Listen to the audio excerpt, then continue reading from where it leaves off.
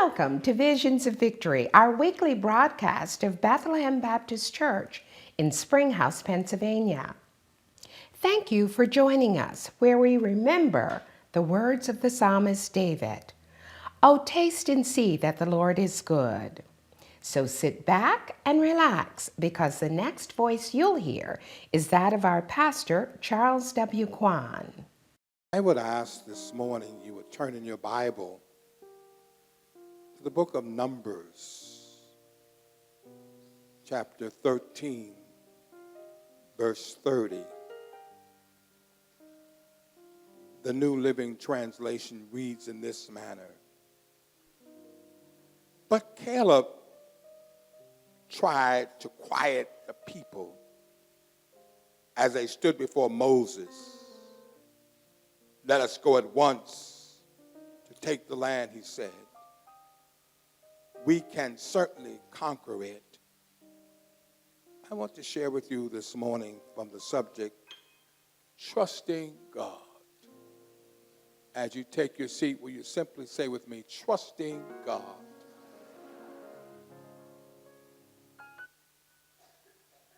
There's something about confirmation. This morning in the early morning service, the Church Without Walls, Reverend Mitchell, who hosts on the weekend, spoke about worrying. The choir just sung around that whole matter of why worry, because our life is in God's hands. But the reality comes out of the fact that if we're honest, there's some things we do worry about.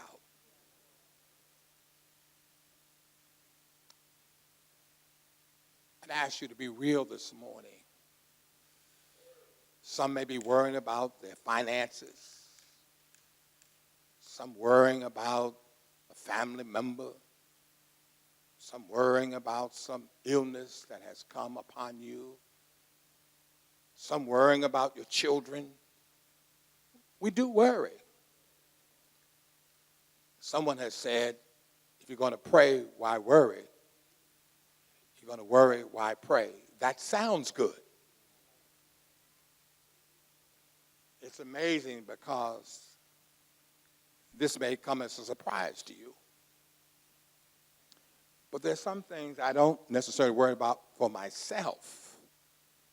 But as a father, I worry at times as to whether my sons or daughters will find themselves unemployed. It stays in my mind as we see companies downsizing. I worry at times as to whether or not I'm going to be able to do the things that I want to continually do. This week, it hit me again that at 46 years old, someone has been called home to glory.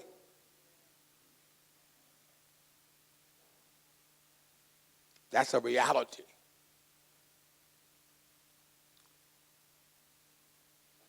How much of your time do you spend worrying?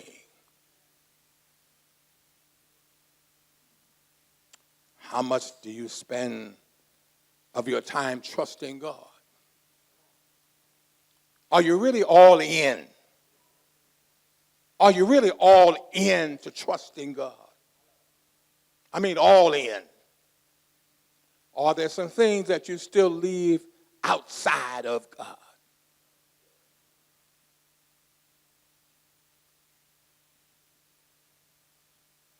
There's some things that we have put in place that comes out of our need to try to be sufficient.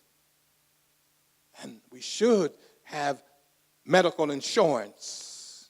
We should have money for a rainy day. On the other hand, you can never have enough money, or sometimes not enough insurance.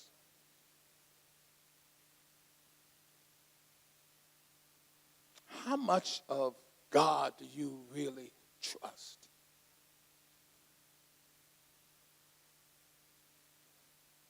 I heard someone say that our faith is like a smorgasbord.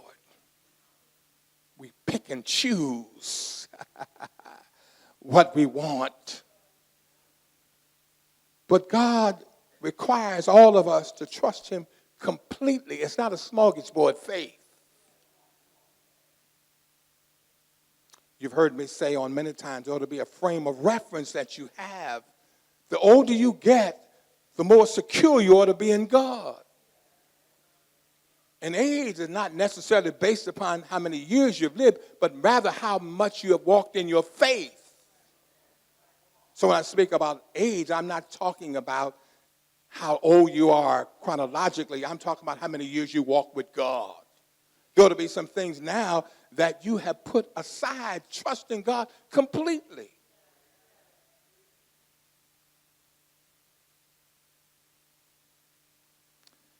I can't speak for anybody else, but I'm grateful to God. Some things I don't worry about like I used to, even though I still have some things I worry about.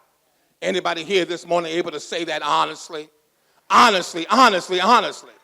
Now, here's what we do to try to show how much faith we have and how strong we are. We tell people, I don't worry about anything. We try to impress people about stuff that we really are not even sure about.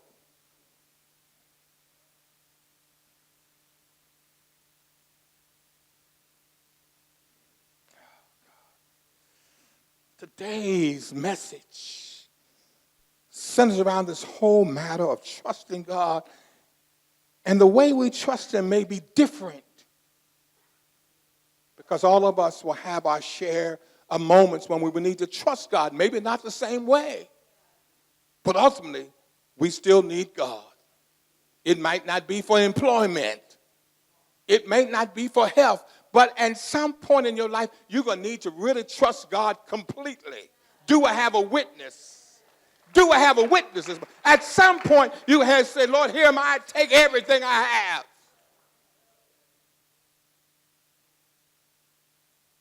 Challenge for all of us is to increase our trust in God.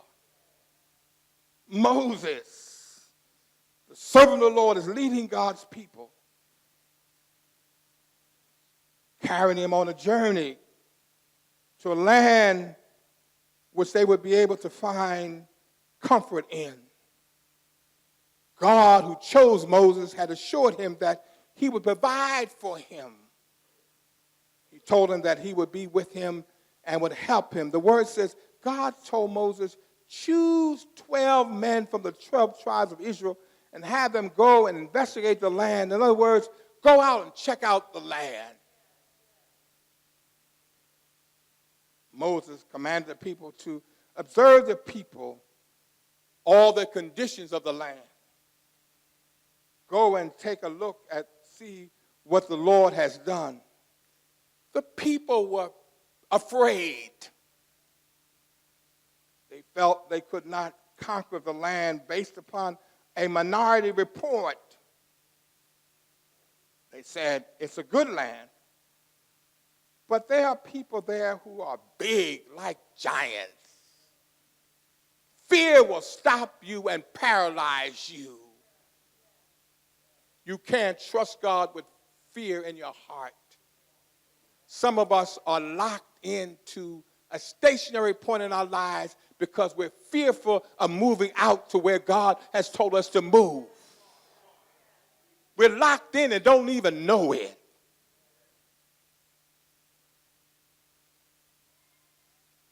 And sometimes, my brothers and sisters, we become secure in what we have and fail to recognize that God has much more for us. And the older we get, the more fearful we become. See, when you're young, you don't always think, senior thoughts. You'll get that by 11 o'clock. See, young people, they don't always have this kind of stuff that we have that paralyzes us. some of us are in situations now because we're fearful. We know what we have. And we're fearful we might lose what we have. So we don't want to trust God to take us to another level. You're stuck in your job. You would buy a new home, but you're fearful of what that might look like.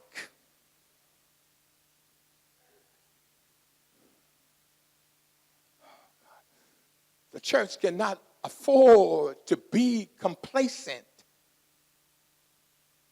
Cannot afford to worry about tomorrow. Tomorrow's in God's hands. Do I have a witness? If God can take care of the birds in the air, surely he can take care of us. People said that we cannot do it. They concluded based upon what they saw as opposed to what God was able to do. Never look at your circumstance and feel as though you're defeated. Always look to God. Do I have a witness? Always look to God. They could not see what God had already prepared for them. Don't miss out on your blessings because of your lack of trust in God. If you hear nothing else I say, don't miss out on your blessings because of your mistrust in God. Well, let me do it this way. I wasted many years fearful of flying.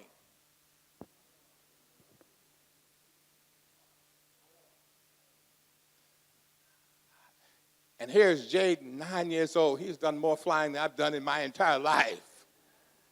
But I missed out on it because of fear. Does anybody understand what I'm trying to say? You will miss out on life's blessings because of your own fears. If God can take care of me walking, Lord knows he can take care of me flying. Do I have a witness? In fact, when I'm in the plane, I'm much more closer to him.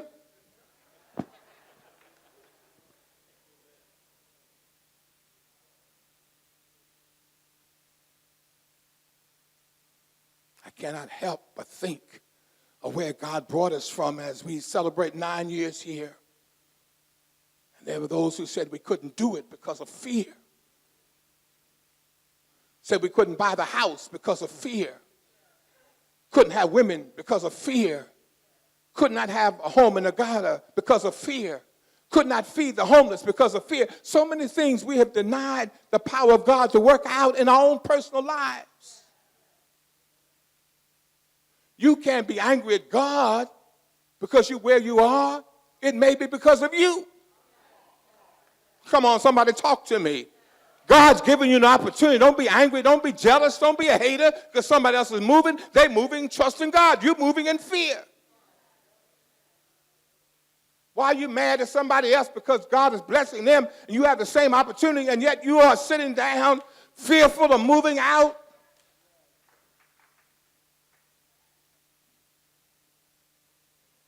You mad because you're not singing the solo, but you won't open your mouth to sing?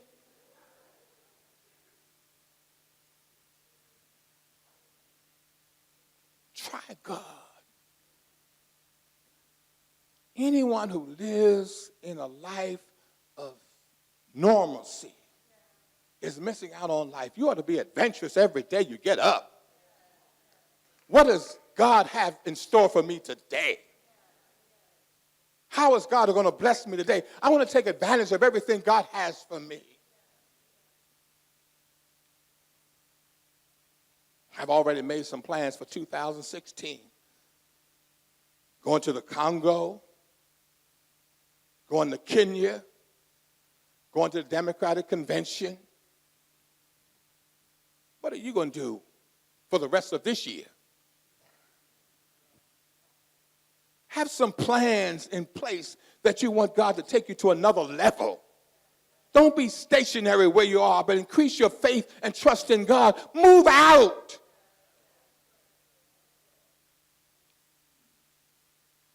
Caleb, a man of faith, had courage. When the people could not see, he said, we can do it. Don't let other people stop you from doing what God is giving you the opportunity to do. You got some folks you got to diss.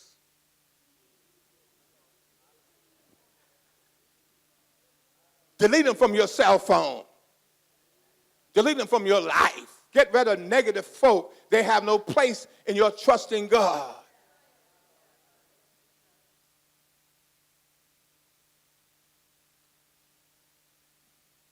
Claim your victory. Claim your healing. You believe God can do all things and do all things, claim it. Live it, believe it, trust God. He didn't bring you this far to leave you. The courage is exercised by Caleb. He understood if God had given him the opportunity, God was going to take him through. God never opens up a door and leaves you there. You didn't get to that door by yourself, and simply because he brought you there, he's not going to leave a closed door behind you. The door he opened, he's going to let you get through. Do I have a witness? Do I have a witness? And some of us already are shut down on God. It's bad to wake up every morning complaining.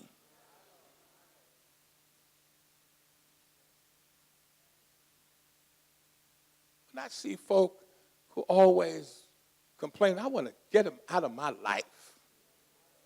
I want to be around folk who are doing something.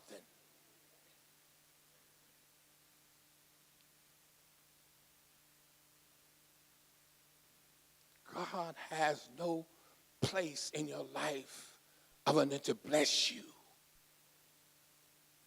He knows the plans for us, plans to succeed, not to fail.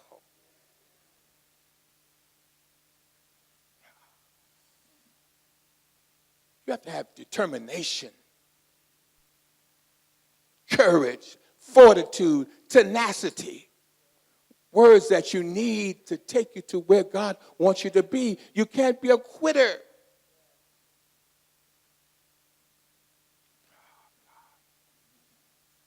And you got to trust God. When God tells you to do something, you got to do it. No time for a caucus. No time to try to get somebody else's opinion. What do you think? God didn't ask you to ask somebody else what they think. He asked you to move. They came back and said, Caleb, we can't do this. There's too much for us to overcome. Be careful who you asked. Trust God. Anybody here ever trust God?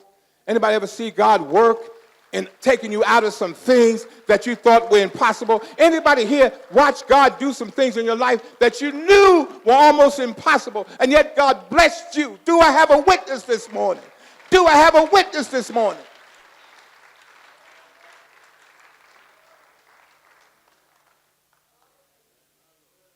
And I told them students who were at the Union League, student achievers who had come through some obstacles, that God is more than enough.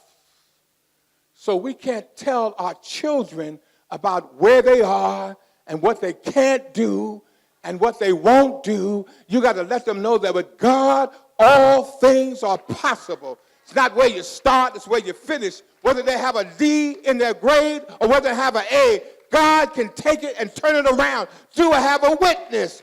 Do I have a witness? Stop telling your children they can't amount to anything, can't be anything. Stop telling them.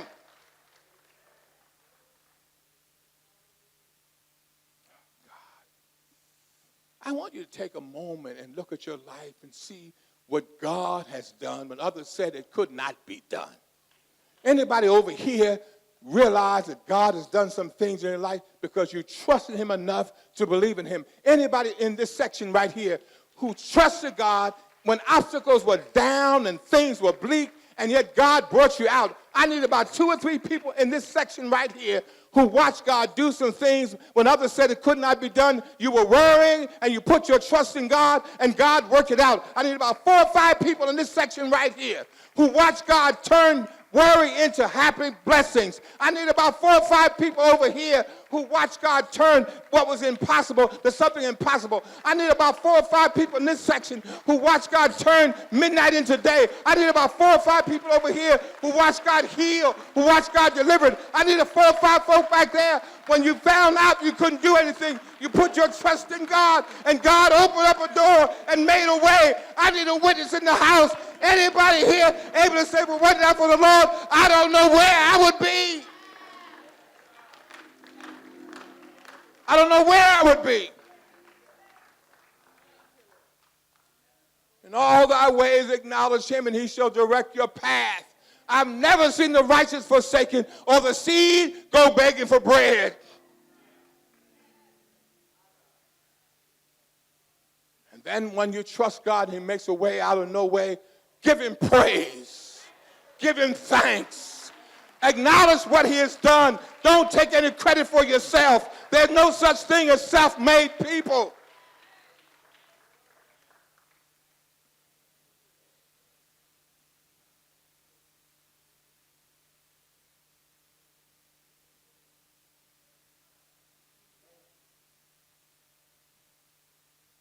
Let me tell you this, and I'm grateful for how you as a young woman of God have prepared yourself, received your degrees, gone to Princeton, everything else. We encourage that.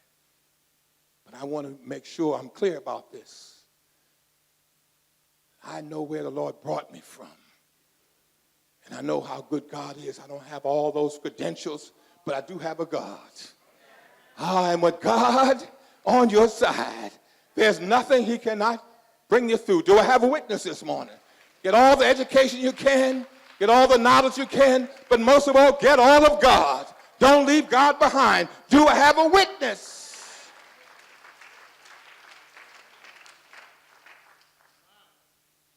And Ron, we thank you for 30 years in corporate America at Pico. And I'm sure when you started, you didn't have any idea what God was going to do, but God has a way of raising us up. Folks say, how did you get there, God?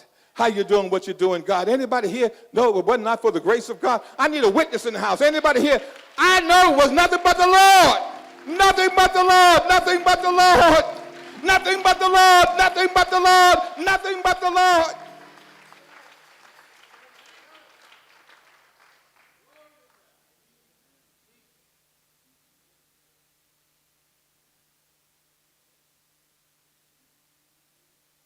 Trust God. That's the whole point today. In all of your ways, trust him. Trouble, sorrow, aging. Stop telling folk you're 21. You dyeing your hair, trying to stay young, and riding on the bicycle and your legs are still limber. You got to go home at night and put some alcohol on it. Stop telling folk you're 21. Act like you know who you are. If God could take care of 21, he can take care of you when you're 50 or 60. Do I have a witness? Do I have a witness?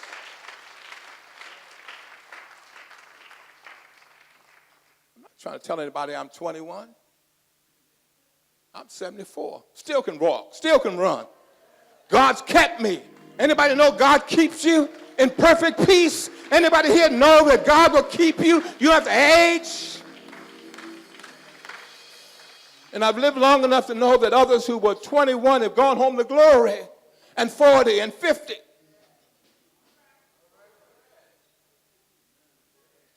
And because I'm 74, I ought to have more knowledge. My wife said 75. Oh, God. It's aged me 1 year.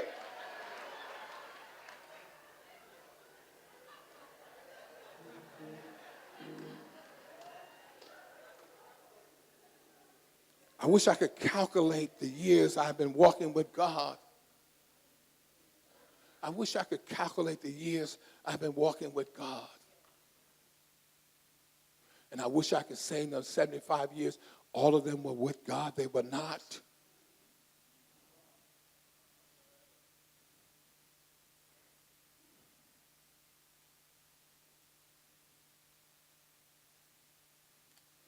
I get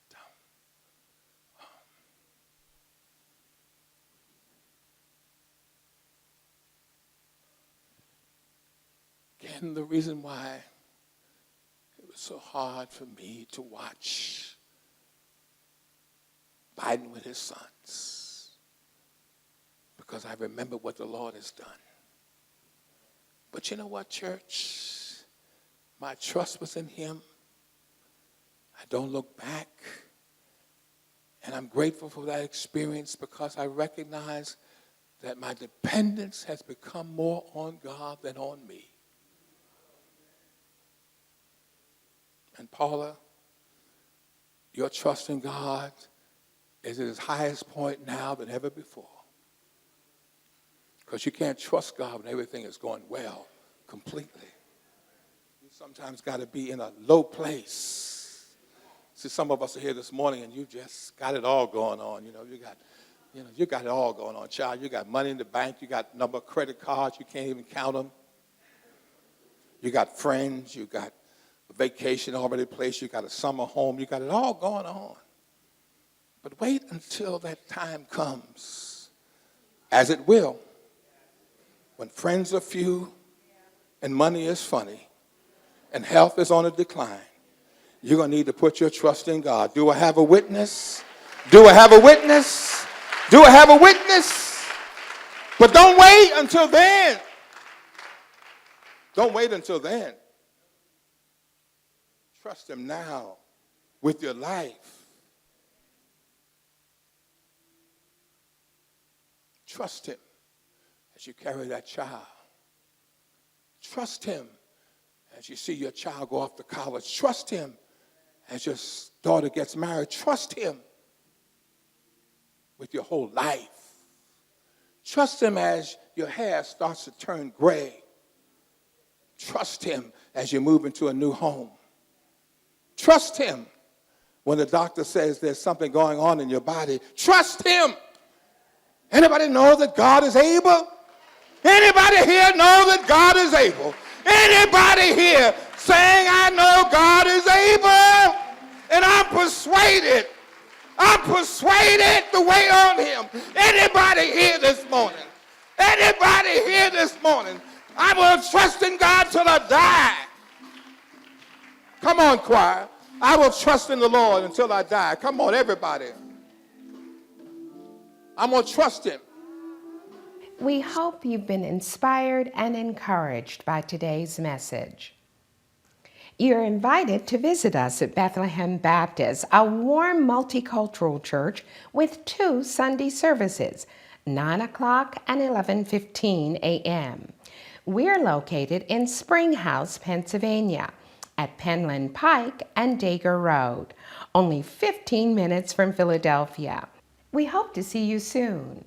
God bless you, and remember, love God, serve people.